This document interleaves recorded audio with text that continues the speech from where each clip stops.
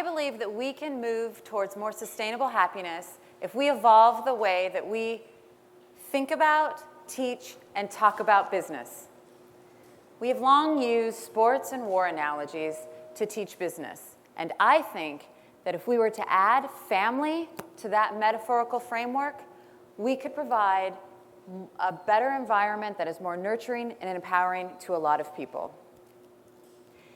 This idea first came to me when my oldest daughter was about 2, and I was at the office and I had suspected a coworker of something. And when I asked her about it, and when she started answering me, I thought, I know that look. I know that, wait a minute, that's the look my 2-year-old gives me when I ask her, Rebecca, did you put your sneakers in the toilet? And she says, no, Mommy, it must have been Daddy. It's the look she gives me when she's lying to me. And it occurred to me at that moment that human nature is human nature.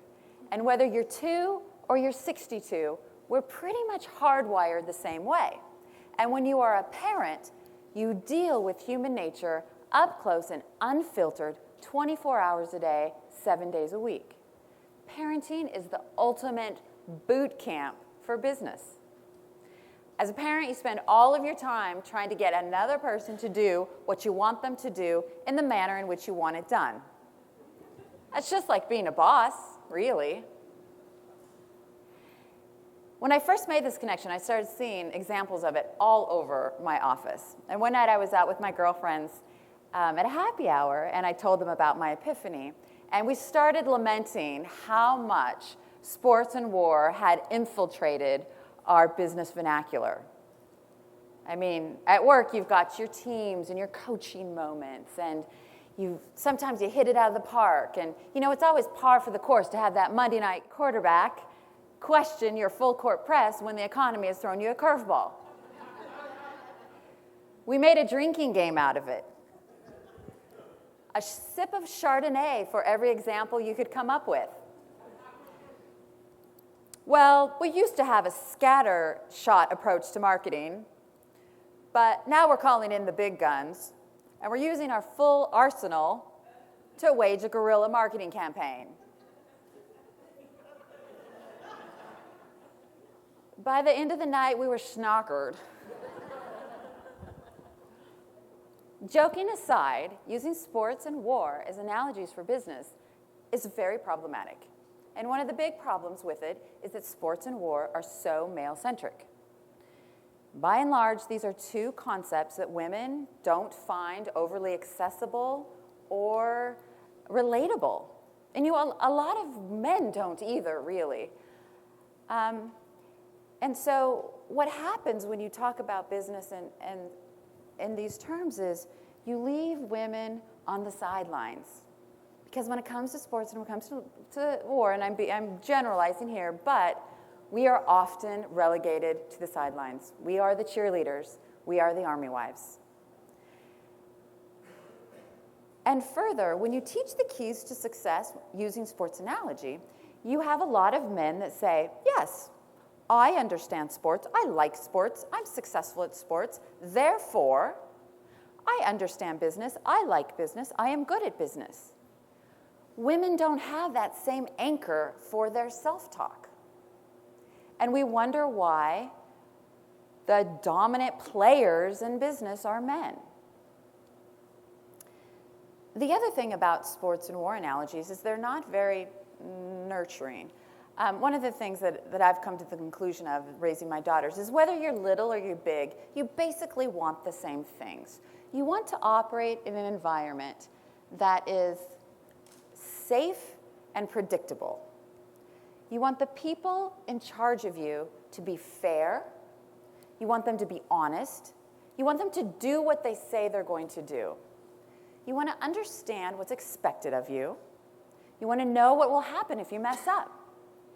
And you want to be praised and rewarded when you do a good job. Sports and war don't offer this type of environment. But family does. So how would this look? Well, let me take the next 2 minutes to teach you a business lesson using family as the metaphor. Are you ready? I have 3 daughters. They are 9, 7, and 5. So I've been a parent for almost a decade. And it still amazes me how difficult it is to get 3 children out of bed, into their clothes, and off to school every morning. Some parents out there are laughing, I know. And it occurred to me that the reason that it's so hard to get your children off to school each morning is the same reason that it's difficult to manage people during times of change. People don't like change. We get nestled into the place that we're at, and we don't like to move on to the next thing. People don't like change. So when you are managing people through change, remember this. Remember that you are further along in the process than they are. Going back to the example of my daughters, when I sashay into their room in the morning and throw up in their blinds and sing, "Wake up," I've been up for 2 hours.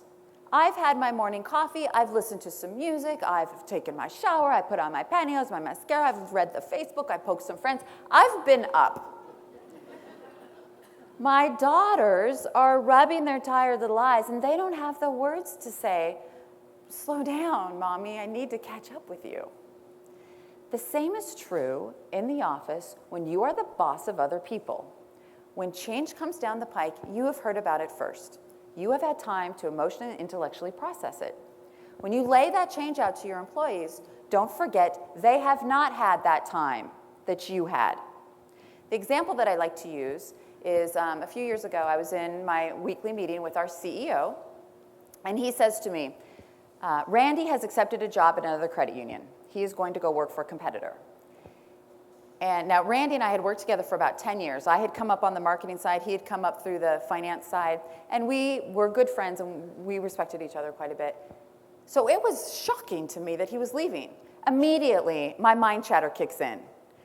My mind starts going, "Oh my gosh, Randy didn't tell me he was interviewing for another job. Oh my gosh, I wonder how much money he's making. Oh my gosh, what does this mean for me? He's always been my advocate, but maybe I'll have a better shot at the corner office if he's not around. Oh my gosh." Meanwhile, my boss is saying, "So what I've decided to do with the executive team is I'm going to make these changes and move these departments here." And then suddenly the hour is up and I leave and I go back to my desk and I realize a couple things. I realize, number one, that I'm sad and I'm worried. And I realize, number two, I hadn't heard a word my boss had said to me. My mind chatter was too loud.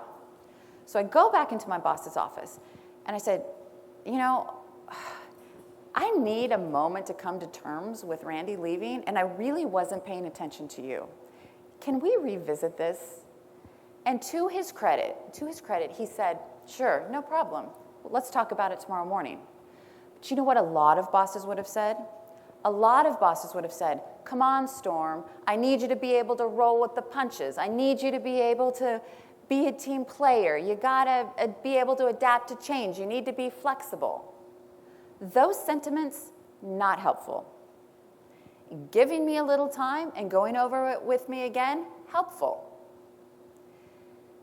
So, 3 things when you're managing people through times of change. 1, people don't like to change. 2, you're further along in the process than they are. And 3, a pause does not necessarily mean resistance. A pause is often an emotional and an intellectual processing time. Give it to your employees. You had it yourself. And that is my 2-minute lesson. I don't think it was overly alienating to men or to people with children. I mean, even people without children. Even if you don't have kids, you grew up in a family. And even if you grew up in a dysfunctional family, you know what a healthy family looks like. You know, you've probably watched enough Wonder Years and Cosby episodes to know, generally what a good family looks like. So how does this relate to sustainable happiness? I think that if we can change the way that we talk about business, there will be less bad bosses. And if you've ever worked for a bad boss, you know how soul-sucking that can be. And if there's less bad bosses in the world, and there's more female bosses in the world, I think a lot of people will flourish and be more successful. A good parent is singularly focused on building a world in which her children flourish. A good parent is relentless in her quest to ensure her children thrive. Imagine if a boss did the same for her employees. If we can create a world with more flourishing and more thriving, then I think that could be a home run. Cheers.